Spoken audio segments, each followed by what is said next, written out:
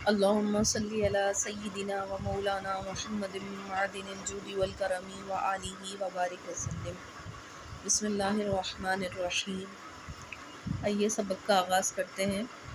اس میں معرب کی اقسام ہم پڑھ رہے تھے، جس میں سے ہم نے 6 قسمیں پچھلی ویڈیوز میں کور کر لی ہیں۔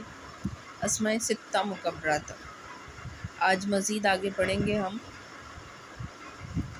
آج جو ہم پڑھیں گے اس میں تثنیہ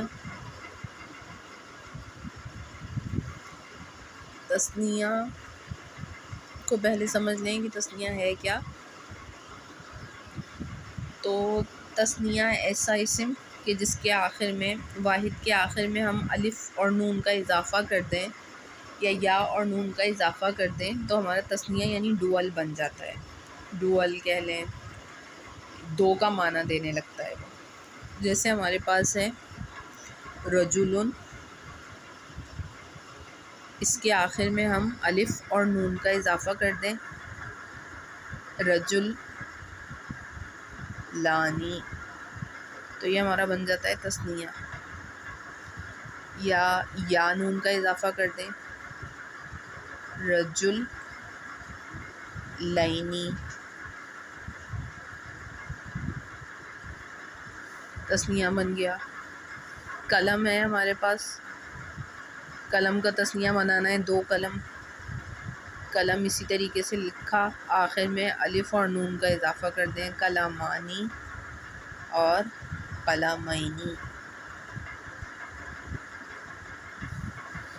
ہمارا ڈوئل بن گیا۔ 2 قلم، 2 پین، اس طرح کا معنی۔ تعریف کیا ہو جائے گی کہ واحد کے آخر میں الف اور نون کا اضافہ کرنے سے جو بنتا ہے وہ کیا ہے؟ تثنیہ ہے۔ معرب میں اس کے اعراب آج ہم پڑھیں گے اور اس کی اقسام بھی پڑھیں گے۔ تو تثنیہ کی سب سے پہلے اقسام کر لیں۔ 3 ٹائپس ہو جائیں گی اس کی۔ ایک ہوگا جو کہ حقیقتاً تثنیہ ہو، یا پھر صورتاً ہوگا وہ تثنیہ، اور یا پھر وہ معنن تثنیہ ہوگا۔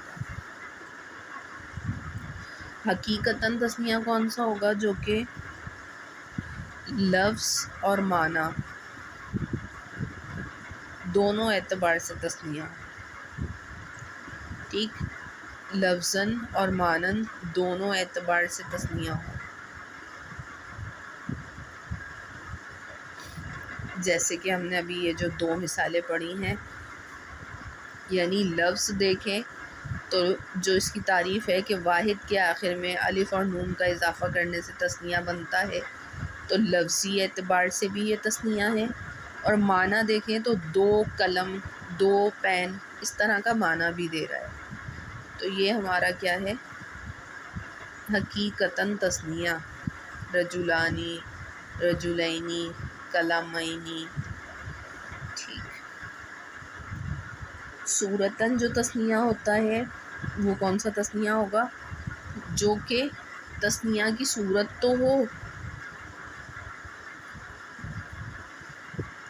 لیکن اس کا مفرد اس کے لفظ سے نہ ہو، ٹھیک، تثنیہ کی صورت تو آ رہی ہے لیکن جو اس کا واحد ہے، جو اس کا مفرد ہے، اس کے لفظ سے نہ ہو۔ اس میں کون سی چیز آ جائے گی؟ جیسے اسنانی، 2، مذکر کے لیے استعمال ہوتا ہے اسنانی، مؤنث کے لیے اثنتانی، یہ بھی 2 کا معنی دیتا ہے۔ صورتاً تثنیہ کس طرح ہے؟ یہ کہ اس کے آخر میں الف اور نون آ رہا ہے، جیسا کہ ہم نے تعریف میں پڑھا کہ الف اور نون کا اضافہ ہوتا ہے آخر میں۔ لیکن حقیقت میں تثنیہ کیوں نہیں ہے یہ؟ کیونکہ اس کی واحد اسنن نہیں ہے، نہ ہی اثنتن ہے، یہ اس کی واحد نہیں ہے۔ بلکہ صرف یہ ایسا تثنیہ ہے جو تثنیہ کا معنی تو دے رہا ہے لیکن اس کی واحد اس کے لفظ سے نہیں ہے.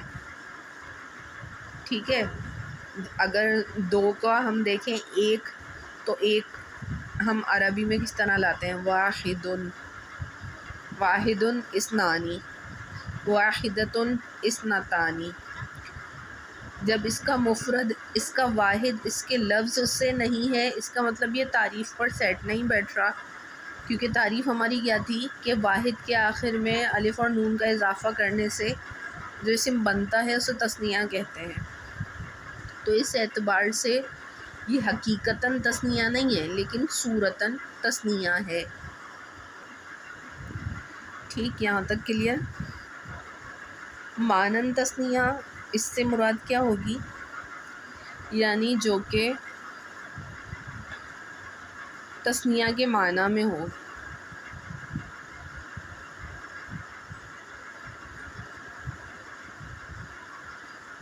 معنی تثنیہ کا دے، اس میں ہمارا آ جائے گا کلا، کلتا. یہ معنی دیتا ہے دونوں. یہ مذکر کے لیے استعمال ہوتا ہے، یہ مؤنث کے لیے استعمال ہوتا ہے. اب یہ معنی تثنیہ کا دے رہا ہے لیکن یہ حقیقتاً اور صورتاً تثنیہ نہیں ہے. حقیقتاً کیوں نہیں ہے؟ وہی وجہ کہ اس کی واحد اس کے لفظ سے نہیں آتی. یہ کلن سے نہیں بنا. ٹھیک، اس کا واحد یوں نہیں آتا کلن کہ جس سے کہ آخر میں الف کا اضافہ کر کے ہم نے تثنیہ بنا دیا ہو. تعریف پہ سیٹ نہیں بیٹھتا یہ. ٹھیک ہے، اس کا واحد یا اس کا مفرد اس کے لفظ سے نہیں آتا، اس کا مطلب یہ حقیقتاً تو تثنیہ نہیں ہے. اب صورتاً تثنیہ ہوتا کہ اس کے آخر میں الف اور نون اس کا اضافہ ہوتا، تو آخر میں الف اور نون کا اضافہ بھی نہیں ہے. لیکن معنی یہ تثنیہ کا دیتا ہے، ڈوئل کا معنی دیتا ہے، دونوں کا معنی دیتا ہے. ٹھیک، تو تثنیہ کی یہ تین اقسام ہو گئیں. تینوں کا اعراب جو ہے ایک جیسا ہی ہوگا، جو کہ ہم دیکھ لیتے ہیں. حالت رفعی میں ہم اس کا اعراب لائیں گے الف اور نون کے ساتھ، جیسے جا آ، آیا. کون آیا ہے؟ رجلانی، دو آدمی. یہ اس کی آ گئی حالت رفعی الف اور نون کے ساتھ. اس کی مثال لیں، جا آ، آئے، اثنانی، دو. حالت رفعی آ گئی. اور کلا کی مثال لے لیں، جا آ کلاہما، وہ دونوں آئے. کلا میں صرف الف آئے گا، نون نہیں ہوگا اس کے آگے. ٹھیک، حالت نسبی اور جری کی مثال لے لیں، رأیتو، میں نے دیکھا. کس کو دیکھا؟ دو آدمیوں کو. رجلینی.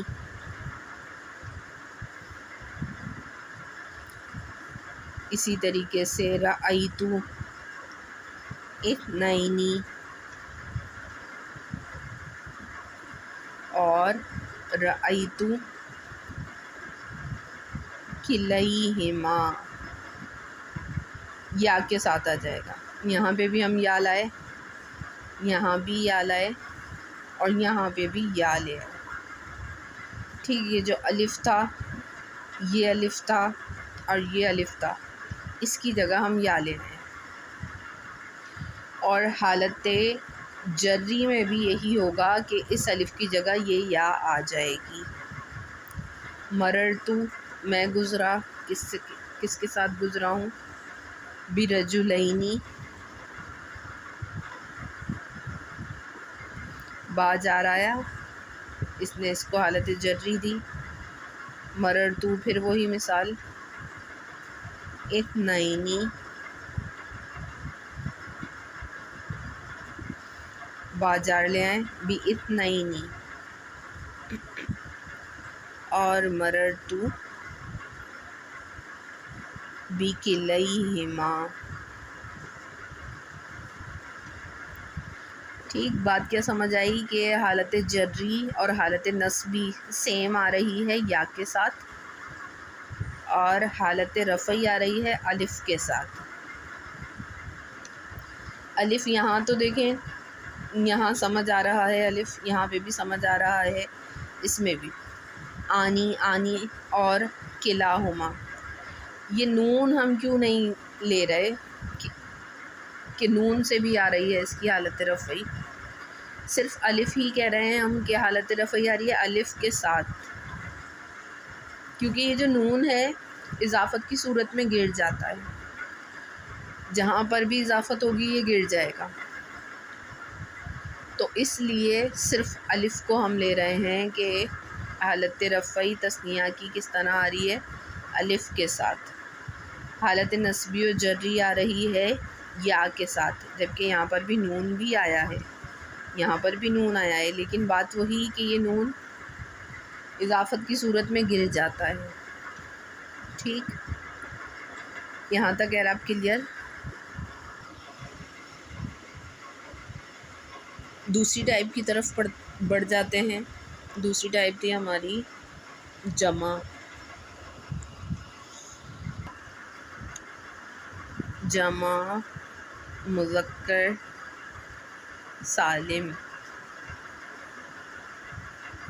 جمع کہتے ہی اس سے واحد اور تثنیہ خارج ہو گئے کہ واحد اور تثنیہ کی بات نہیں ہو رہی۔ مذکر کہتے ہی مؤنث کی جمع خارج ہو گئی، اور سالم کہتے ہی جو مکسر جمع ہوتی ہے جس میں واحد کا صیغہ ٹوٹ جاتا ہے واحد سے جمع بناتے ہوئے، وہ مکسر جمع یہاں سے خارج ہو گئی۔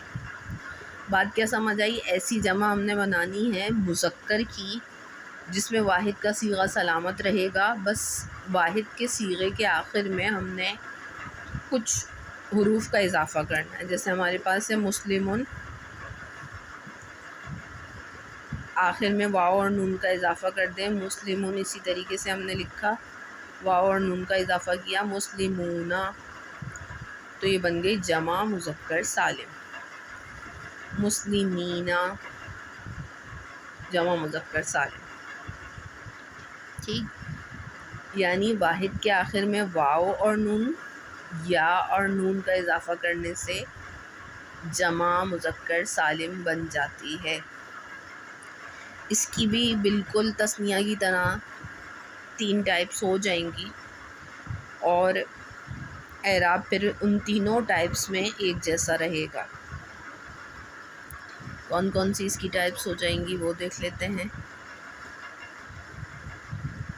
حقیقی، یعنی وہی حقیقتاً جمع، یا پھر ہوگا مانوی جمع کہ معنی دے رہا ہوگا جمع کا، یا پھر ہوگا صورتاً جمع، یعنی اس کی صورت کیسی ہوگی جمع والے صیغے کی طرح۔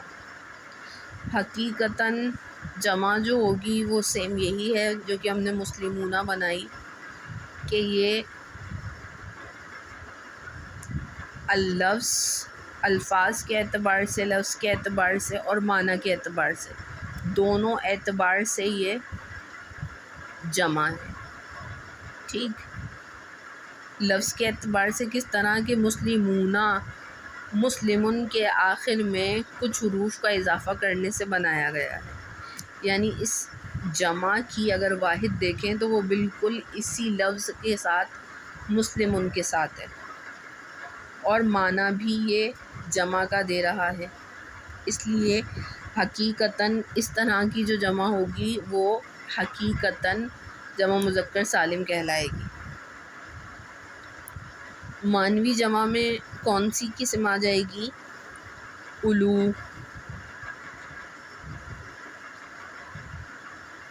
اب یہ جمع کا معنی تو دے رہا ہے لیکن حقیقت میں یہ جمع نہیں ہے، کیوں؟ کیونکہ اس کی واحد اسی لفظ سے نہیں آتی۔ ٹھیک، اس کی واحد اسی لفظ سے نہیں آتی، اس لیے یہ حقیقتاً جمع نہیں ہے۔ اور صورتاً جمع میں کون سی جمع آ جائے گی؟ 20 سے تسعون تک، یہ تمام جو ہیں صورتاً جمع ہے.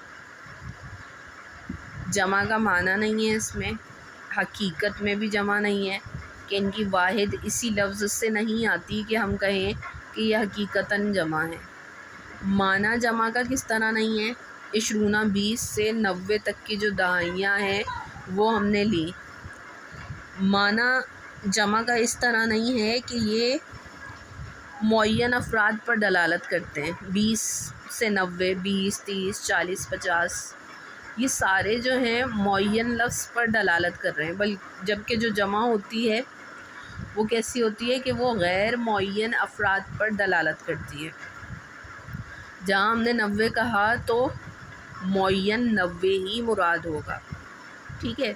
جبکہ اگر ہم کوئی اور یہ مسلمون لے رہے ہیں تو معنی کیا ہو رہا ہے؟ بہت سارے مسلمان، لیکن کوئی تعداد نہیں ہے یہاں کہ 90 مسلمان، 100 مسلمان. فرق سمجھ آ رہا ہے کہ یہاں ایک معین لفظ کی بات آ رہی ہے، اس لیے ہم اس کو معنن جمع نہیں کہہ رہے. حقیقتاً جمع اس لیے نہیں کہہ رہے کہ اس کی واحد اسی کے لفظ سے نہیں آتی. یہ 20 عشرن سے نہیں بنا ہے، ٹھیک، اس کی واحد عشرن نہیں آتی. تسعون، اس کی واحد تسعن نہیں آتی، ٹھیک. جمع کی یہ تینوں اقسام سمجھ آئیں، حقیقتاً جمع، معنوی جمع اور صورتاً جمع. ان کے اعراب بھی دیکھ لیتے ہیں. حالت رفعی واو اور نون کے ساتھ، حالت نصبی و جری یا کے ساتھ. مثالیں دیکھ لیتے ہیں ان کی. مثال میں جاء، آئے، کون آئے؟ بہت سارے مسلمان. مسلمون حالت رفعی واو کے ساتھ. جاء الو اور جاء 20. حالت نصبی و جری رأیت مسلمین یا اور نون کے ساتھ، اور رأیت الی یا کے ساتھ آ جائے گی، اور رأیت 20 یا کے ساتھ آ جائے گا. حالت جری مررت بمسلمین، مررت بأولی اور مررت ب20.